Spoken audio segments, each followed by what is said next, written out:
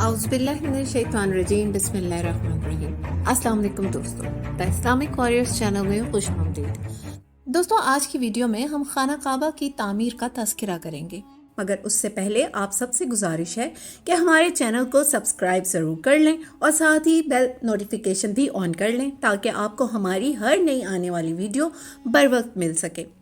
इसके अलावा हमारे चैनल पर सुपर थैंक्स भी ऑन कर दिया गया है, जो कि आपको हमारी वीडियो के ऑप्शंस में मिल जाएगा। अगर आपको हमारी वीडियो अच्छी लगती है और अगर आप हमें सपोर्ट करना चाहते हैं तो आप हमें सुपर थैंक्स भेज सकते हैं। शुक्रिया। हमने अपनी गुज़िश्ता वीडियो में तज़किरा किया था कि किस तरह हज़रत इब्राहीम अलैहिस्सलाम और हज़रत इस्माईल अलैहिस्सलाम ने मिलकर खाना काबा की दूसरी बार तामीर की थी, जबकि पहली बार तामीर हज़रत आदम अलैहिस्सलाम ने की थी। खाना काबा की तामीर इब्तदाए आलम से लेके आज तक 5 बार हो चुकी है। पहली बार खाना काबा की तामीर हज़रत आदम अलैहिस्सलाम ने फरमाई। हदीस मुबारका में आता है कि अल्लाह ताला ने हज़रत जिब्राईल अलैहिस्सलाम को हज़रत आदम अलैहिस्सलाम के पास तामीर बैतुल्लाह का हुक्म देकर भेजा, और जब हज़रत आदम अलैहिस्सलाम इसकी तामीर से फारिग हुए तो अल्लाह ताला ने हज़रत आदम को ये हुक्म दिया कि इस घर का तवाफ़ करो, और ये इरशाद हुआ कि तुम पहले इंसान हो जिसने इस घर का तवाफ़ किया है, और ये पहला घर है जो लोगों की इबादत के लिए बनाया गया है। दोस्तों, खाना काबा की पहली इमारत तूफ़ान नूह में इस तरह तबाह हो गई कि इसका नामो निशान भी बाकी ना रहा था। यही वजह थी कि दूसरी बार अल्लाह ताला ने खाना काबा की तामीर के लिए हज़रत इब्राहीम अलैहिस्सलाम को चुना, जिन्होंने अपने बेटे के साथ मिलकर खाना काबा को तामीर किया। तीसरी बार खाना काबा की तामीर आप सल्लल्लाहु अलैहि वसल्लम की नबूवत से तकरीबन 5 साल पहले हुई, जब नबी करीम सल्लल्लाहु अलैहि वसल्लम की उम्र 35 बरस थी।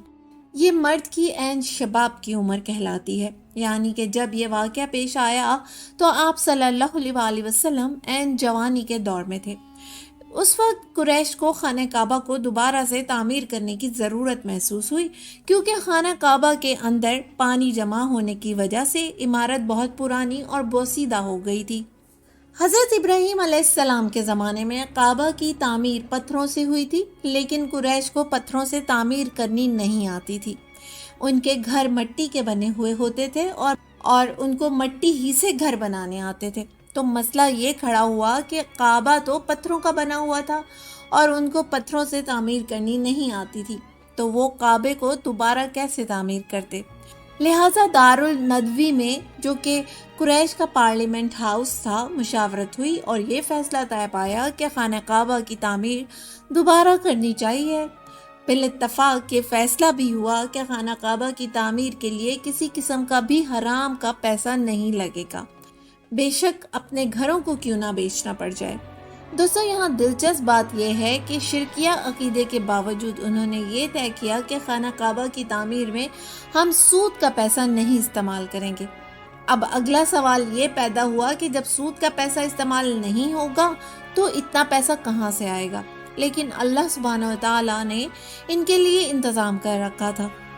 एक और मुश्किल ये पैदा हुई कि जब खाना काबा को पत्थर से तामीर किया जाएगा तो इसकी छत ऊंची करनी पड़ेगी, जिसके लिए लकड़ी की ज़रूरत होगी, जबकि इनके पास लकड़ी का इंतज़ाम भी नहीं था और ये लोग लकड़ी का काम भी नहीं जानते थे।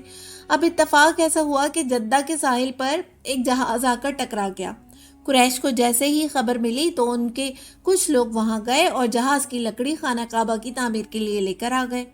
इसी तरह लकड़ी का इंतज़ाम भी हो गया और कुरैश के दिल में ये बात आई कि अगर अल्लाह ताला ने लकड़ी का इंतज़ाम फरमा दिया है तो उसका मतलब है कि अल्लाह ताला चाहते हैं कि इनके घर को दोबारा तामीर किया जाए। इसी तरह अल्लाह ताला ने उनकी तरफ एक किप्ती को भेज दिया, जो कि मजदूर और मिस्त्री था और इसको लकड़ी का काम भी आता था। किप्ती एक गुलाम कौम के बाशिंदे को कहा जाता था। ये कौम हज़रत मूसा अलैहिस्सलाम के दौर में थी। दोस्तों, अब मक्का के लोगों के दिलों में ये खौफ बैठा हुआ था कि जब काबा को गिराने के लिए अब्राहा हाथियों का लश्कर लेकर आया था तो उसके साथ अल्लाह ताला ने क्या मामला किया। ان کی نیت بالکل پاک اور صاف تھی، لیکن بہرحال کعبے کی تعمیر کے لیے اسے گرانا ضروری تھا۔ تو ان کو یہ خیال پیش آیا کہ ایسا نہ ہو کہ اللہ تعالی ہم سے ناراض ہو جائیں۔ بہرحال انہوں نے خانہ کعبہ کی تعمیر کا سامان جمع کرنا شروع کیا تو اس میں کافی پیسے لگ گئے، اور پیسے کم پڑنے پر یہ فیصلہ ہوا کہ خانہ کعبہ کے رقبے کو کچھ کم کر دیا جائے۔ ولید بن مغیرہ مکہ کا بہت بڑا سردار، مشہور صحابی خالد بن ولید رضی اللہ عنہ کا باپ تھا اور مسلمانوں کا بہت بڑا دشمن تھا۔ یہ ایک بوڑھا آدمی تھا۔ یہ وہی ولید بن مغیرہ ہے جس کے 11 بیٹے تھے، اور جس کا ذکر سورہ مدثر میں آتا ہے کہ 11 کے 11 بیٹے اس کے ساتھ مکہ میں رہتے تھے، اور اس کو اس بات پر بہت فخر تھا کہ میرے اتنے بیٹے ہیں اور سارے میرے ساتھ رہتے ہیں۔ اسی شخص ولید بن مغیرہ نے خانہ کعبہ کو توڑنا شروع کیا اور کہا کہ اگر تو اللہ تعالیٰ کو کعبہ کا توڑنا منظور نہیں ہوا تو یقیناً میرے اوپر کوئی نہ کوئی آفت آ جائے گی، لہٰذا اگر میں مر جاؤں تو اس میں کوئی حرج نہیں، کیونکہ میں تو بوڑھا ہو چکا ہوں اور میں نے جو زندگی گزارنی تھی گزار لی ہے۔ چنانچہ سب لوگ اس کی بات پر راضی ہو گئے۔ اب جب اس نے خانہ کعبہ کا کچھ حصہ توڑا تو اندر ایک بہت بڑا اژدہا بیٹھا ہوا تھا۔ ان لوگوں نے سوچا کہ اس کا مطلب ہے کہ اللہ تعالیٰ نہیں چاہتے کہ ہم کعبہ کو توڑ کر نیا کعبہ بنائیں۔ تو ان کے کسی بزرگ نے ان کو مشورہ دیا کہ تم لوگ اللہ تعالیٰ سے دعا کرو، اور اگر اللہ تعالیٰ کو یہ منظور ہوگا تو اللہ تعالیٰ خود سب کچھ آسان کر دیں گے۔ اس مشورے پر عمل کرتے ہوئے رات بھر سب لوگوں نے مل کر دعا کی، اور صبح پورے قریش مطاف میں جمع ہوئے تو انہوں نے دیکھا کہ ایک بہت بڑا پرندہ اجیاد کی طرف سے اڑتا ہوا آیا اور آ کر سانپ کو اٹھا کر لے گیا۔ ولید بن مغیرہ نے اپنی مدد کے لیے قریش مکہ کو بلایا تو کوئی بھی اس کی مدد کے لیے نہیں آیا، اور انہوں نے کہا کہ ہم نے وہ ہاتھیوں والا قصہ بھولتا نہیں ہے، تم ایسا کرو پہلے اپنی اولاد کو اپنے ساتھ لگاؤ تاکہ اگر کوئی وبال یا تباہی آنی ہے تو تمہارے اوپر آئے اور ہمارے اوپر نہ آئے، کیونکہ خانہ کعبہ کو توڑنے کا فیصلہ تم نے ہی کیا ہے۔ چنانچہ اس نے اپنی اولاد کو بلایا اور ان سب نے مل کر خانہ کعبہ کو توڑنا شروع کیا۔ جب کوئی مشکل پیش نہیں آئی تو پھر باقی تمام قریش کے لوگ جمع ہوئے اور انہوں نے بھی اس کے ساتھ مل کر خانہ کعبہ کو توڑنا شروع کیا۔ اس کے بعد یہ سوال پیدا ہوا کہ حجر اسود جو کہ ایک بہت مقدس پتھر تھا، اس کو کون سا قبیلہ لگائے گا؟ عرب کے اندر دشمنی بہت زیادہ تھی، اور پھر چھوٹی سی بات پر لڑائی بہت جلد ہو جایا کرتی تھی۔ تو اس معاملے میں بھی یہی ہوا کہ حجر اسود کو اس کی جگہ پر لگانے کی ذمہ داری کے مسئلے پر لڑائی شروع ہو گئی۔ قریش کے ایک بہت ہی بزرگ اور حکیم انسان نے یہ مشورہ دیا کہ جو صبح سب سے پہلے حرم میں آئے گا وہی حجر اسود کو لگائے گا۔ سب نے اس رائے کو پسند کیا، اور جب صبح ہوئی تو تمام لوگ حرم پہنچے، اور کیا دیکھتے ہیں کہ سب سے پہلے آنے والے رسول صلی اللہ علیہ وآلہ وسلم تھے۔